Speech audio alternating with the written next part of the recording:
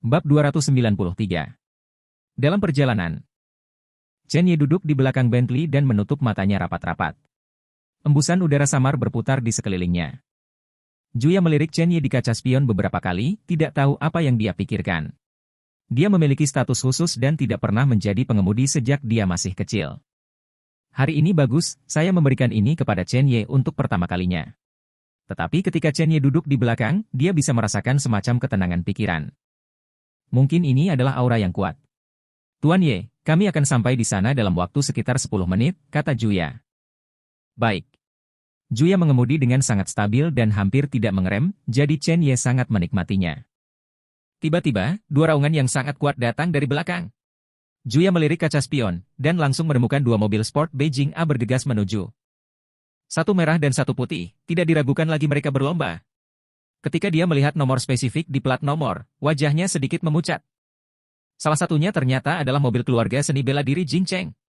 Adapun yang lainnya, meskipun saya tidak tahu asal-usulnya, dari angka-angka, latar belakangnya pasti tidak lemah. Pada saat ini, kedua mobil muncul di jalan ini pada saat yang sama, dan mereka pasti diundang oleh Yao Meng. Kuncinya adalah kecepatan ini, apakah tidak fatal? Batas kecepatan di sini adalah 70 yard. Tapi mereka tampaknya lebih cepat dari 180 yard. Orang gila. Benar-benar gila. Dalam keputusasaan, Juya hanya bisa memutar setir untuk menyandarkan Bentley ke satu sisi. Tetapi kedua mobil itu tidak berencana untuk menghindari Juya sama sekali, dan mereka bergegas. Awalnya, jalan yang hanya bisa dilalui oleh satu mobil terpaksa berjalan berdampingan. Ada tanduk gila di belakang Anda. Wajah cantik Juya sangat dingin, dia hanya bisa mempercepat. Dia tidak punya pilihan. Kalau tidak, sesuatu pasti akan terjadi. Tapi siapa sangka kedua mobil sport itu lebih cepat, dan salah satunya malah keluar dari Bentley. Sisi Bentley memancarkan percikan api dalam sekejap. Juya benar-benar ketakutan. Intinya belum selesai. Mobil sport putih di belakangnya melihat bahwa dia ada di belakang, dan tampaknya mengira pelakunya adalah Bentley. Dia tidak lagi ragu-ragu, tetapi langsung menabrak Bentley. Ledakan. Tubuh bergetar. Roda kemudi di tangan Juya tergelincir, dan tubuh itu bergegas menuju tebing di sampingnya. Tebing itu tingginya ratusan kaki, dan jika jatuh, pasti akan menabrakkan mobil dan membunuh orang. Telapak tangan Juya berkeringat. Nyawa dia dan Tuan Ye ada di tangannya. Tapi mobil itu benar-benar di luar kendali. Dia bahkan melihat kaca mobil sport itu perlahan turun dan jari tengahnya mencuat. Dan wajah yang sangat menghina. Mata itu dingin. Seolah-olah kehidupan orang-orang di dalam mobil tidak ada hubungannya dengan dia. Mungkinkah ini kesombongan dari ibu kota? Juya hanya bisa menonton mobil sport Beijing A pergi. Dia bekerja keras untuk mengendalikan kemudi, mencoba menyesuaikan arah sebanyak mungkin. Pasang rem. Pada saat ini, dia tidak berani mengerahkan kekuatan sama sekali. Setelah gaya diterapkan, seluruh mobil akan terbalik. Tapi semua ini tidak ada gunanya sama sekali. Melihat bahwa Bentley akan jatuh ke tebing, tiba-tiba, mutasi yang aneh. Kaca jendela belakang pecah. Aliran udara yang kuat membungkus tubuh, dan percikan tanah melintas, membuat orang berdebar-debar. Kecepatan tubuh tiba-tiba turun, seolah-olah dikendalikan secara paksa oleh suatu kekuatan. Juya menyadari sesuatu, menoleh, dan menemukan bahwa mata Chen Ye sangat tenang dan dingin. Tangannya seperti memegang segumpal udara. Kendalikan semuanya. Bayangan itu melintas, dan sebuah suara samar terdengar, beri aku kemudi. Injak pedal gas. Kejar. Chen Ye yang berbicara. Dia secara alami merasa bahwa mobil itu di luar kendali. Saya pikir itu karena jalan ini lebih sulit untuk dikendarai, tetapi saya tidak menyangka bahwa arah mobil benar-benar tidak terkendali. Saat dia membuka matanya, dia melihat jari tengah dan senyum acuh tak acuh. Kedua mobil sport itu benar-benar membunuh. Hanya ada dua mobil di jalan paling banyak, dan itu perlu untuk paralel dan menyusul. Kematian pengadilan. Chen Ye merasakan sekelompok kemarahan di hatinya. Suasana hati yang awalnya baik dihancurkan secara langsung. Tindakan terakhir utama lawan membuatnya marah. Juya bereaksi, arahnya telah sepenuhnya dikendalikan, dia menginjak pedal gas secara langsung, boom, mobil itu bergegas keluar. Dan tangan Chen Ye telah menembus rambut Juya, mengendalikan segalanya. Pada saat ini, selama dia menundukkan kepalanya, dia bisa melihat kepenuhan bangga Juya. Karena kursi pengemudi sempit, lengannya menyentuh dada elastis Juya berkali-kali, dan wajah cantik Juya memerah. Tapi Chen Ye tidak bereaksi sama sekali. Percepat lagi. Baik. Juya hampir menginjak pedal gas hingga ekstrim, aksinya saat ini ambigu dan berbahaya. Tapi di matanya, itu sangat damai. Segera, mereka berdua melihat bayangan salah satu mobil sport, dan mata Chen Ye dipenuhi dengan niat membunuh. Juya, sekarang naik ke kopilot dan kencangkan sabuk pengamanmu. Baik.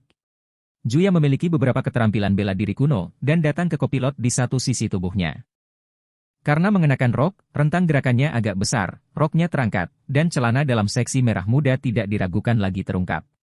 Chen Ye secara alami memperhatikan, dan tanpa mengatakan apa-apa, dia duduk dengan kuat di kursi pengemudi dalam sekejap mata. Dia bahkan tidak repot-repot mengencangkan sabuk pengamannya, dia menginjak pedal gas dan bergegas keluar. Karena hampir waktunya untuk mencapai lembah Yaoang, kecepatan kedua mobil sport itu melambat. Tapi kecepatan Bentley semakin cepat. Raungan yang kuat seperti ledakan. Pria di mobil sport putih juga mendengar gerakan itu, dan memarahi, mana yang sombong, melaju kencang saat ini. Dia melirik kaca spion, ekspresinya sedikit salah. Bentley itu tidak jatuh? Bagaimana mungkin? Di bawah kecepatan dan benturan seperti itu, lawan jelas kehilangan kendali, bagaimana mungkin tidak ada kecelakaan? Tepat ketika dia bertanya-tanya, raungan itu semakin dekat dan dekat. Dalam 1 detik, Bentley langsung mengejarnya. Chen Ye membuka jendela dan juga meletakkan jari tengah di atasnya. Detik berikutnya, setir berputar dan menabrak mobil sport putih itu secara langsung. Adegan ini tiba-tiba mencapai ekstrim. Pria itu tidak tahu bahwa pihak lain akan melakukan hal seperti itu.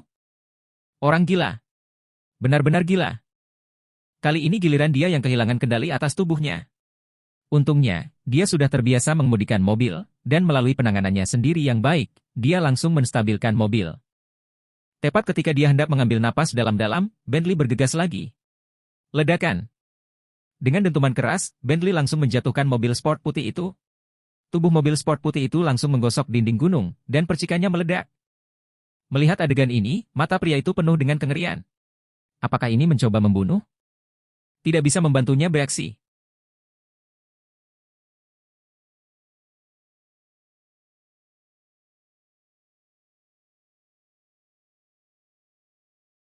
Ledakan lagi. Mobil sport putih menabrak dinding gunung secara langsung. Bagian depan mobil hampir bengkok. Pria di dalam mobil bereaksi sangat cepat pada saat tabrakan, dia memecahkan kaca dengan telapak tangan dan melompat keluar. Itu berguling lebih dari 10 putaran di tanah sebelum berhenti sepenuhnya.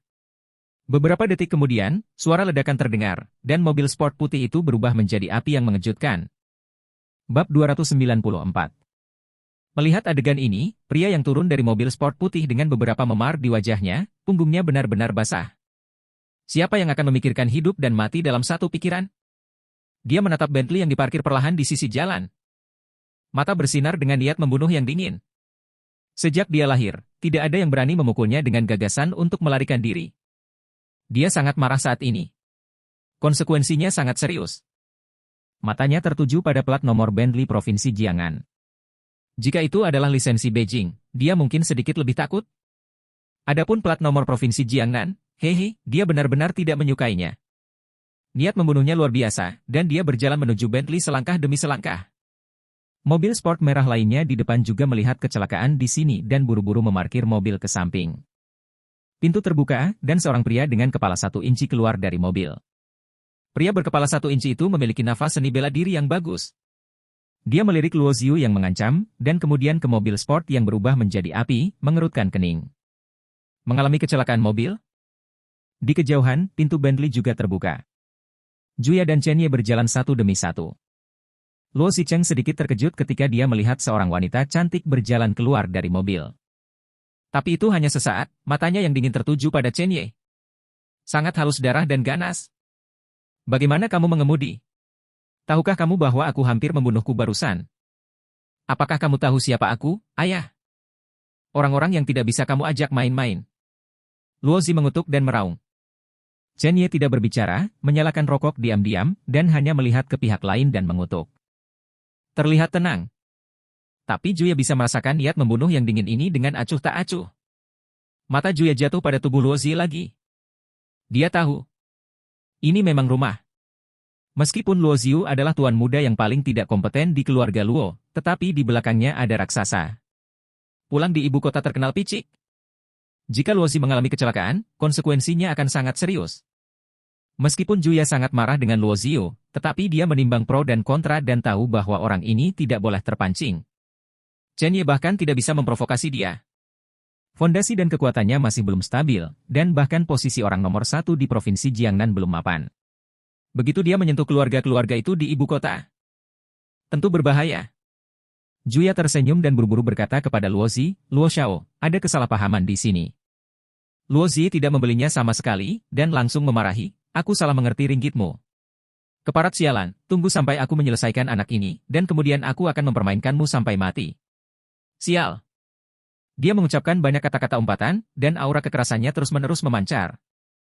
Segera, dia datang ke Chen Ye, dan bahkan mengarahkan jarinya ke Chen Ye, memarahi dengan marah, "Persetan denganmu." Sebelum dia bisa selesai berbicara, Chen Ye mengeluarkan setengah dari asap yang masih menggelegak di mulutnya, dan memasukkannya langsung ke mulut Luo Ziyu. 5 jarinya bahkan mencengkram leher Luo Ziyu. Niat membunuh yang mengerikan saling melilit dengan kejam. "Kata-katamu membuatku sangat tidak nyaman, dan tindakanmu membuatku semakin tidak nyaman. Jadi, kamu akan mati dengan menyedihkan." Suara samar jatuh seperti ini, seperti penghakiman dewa kematian. Luo Ziyu bisa merasakan panasnya lidahnya. Puntung rokok dengan percikan samar itu merupakan penghinaan baginya. Dia berguling-guling dengan energi. "Saya ingin berjuang dengan pengekangan Chen Ye, tetapi ternyata itu tidak mungkin." Gol. Puntung rokok langsung ditelan olehnya.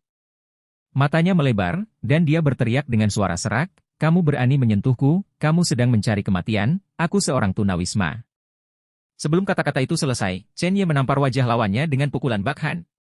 Tamparan ini, meskipun tidak menggunakan truki, langsung mematahkan beberapa gigi Luo Ziyu. "Kamu sebenarnya..." Luo Ziyu ingin berbicara, retak, angin kencang jatuh, dan tamparan lain turun. Tepuk-tepuk-tepuk. Mata Chen Ye tidak berfluktuasi dari awal hingga akhir, dan setiap tamparan melampiaskan amarah di hatinya. Jika bukan karena dia di dalam mobil, Juya pasti sudah lama mati di bawah tebing. Dia bahkan tidak bisa membayangkan berapa banyak orang tak bersalah yang telah dibunuh orang ini dengan cara ini sebelumnya. Luo Ziyu langsung terpana oleh Chen Ye. Kesombongan di matanya benar-benar menghilang, digantikan oleh rasa takut. Takut? Anak di depannya ini benar-benar gila. Meski kekuatannya tidak kuat, tapi orang biasa pasti bisa menghadapinya. Tapi sekarang, paksaan yang sangat menakutkan menyelimutinya, membuatnya tidak bisa bergerak sama sekali.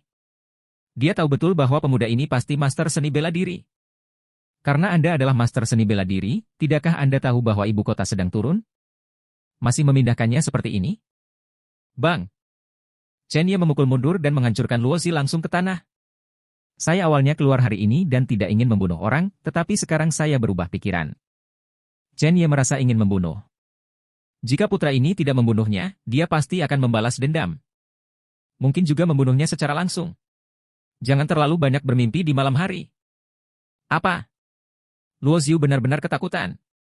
Anak ini masih berencana untuk membunuh seseorang? Apa-apaan? Ini terlalu banyak. Tiba-tiba, dia melihat sesuatu dari sudut matanya, seolah-olah dia telah mengambil sedotan terakhir, dan dengan cepat berkata, "Tuan Zeng, selamatkan aku. Selamatkan aku. Orang gila ini benar-benar membunuhku." Pria berkepala 1 inci di kejauhan melangkah maju, mendatangi Chen Ye, dan berkata dengan ringan, "Tidak baik menggerakkan temanku seperti ini. Apakah kamu tahu apa identitas pria di kakimu? Dia adalah seseorang yang tidak bisa kamu sakiti. Tidak peduli apa identitasmu, jika kamu menyinggung ibu kota, kamu hanya akan mati. Lepaskan kakimu, lalu berlutut, dan aku akan memberimu mayat yang lengkap." Suara pria berkepala 1 inci itu perlahan turun, penuh dengan keagungan tertinggi.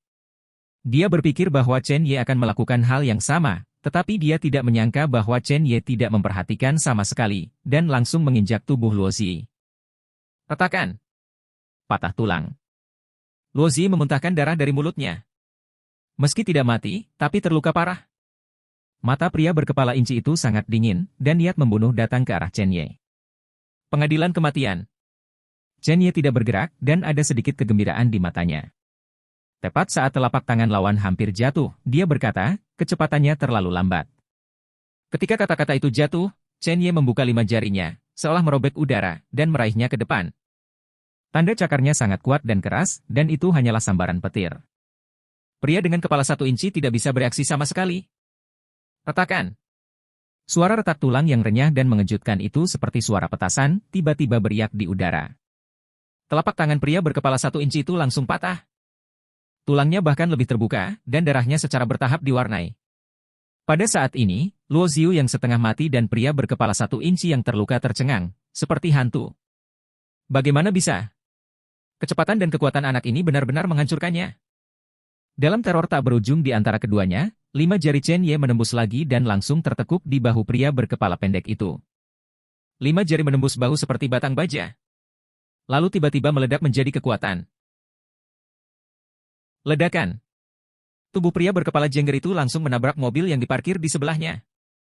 Kerudungnya penyok banget. Sebuah ledakan keras.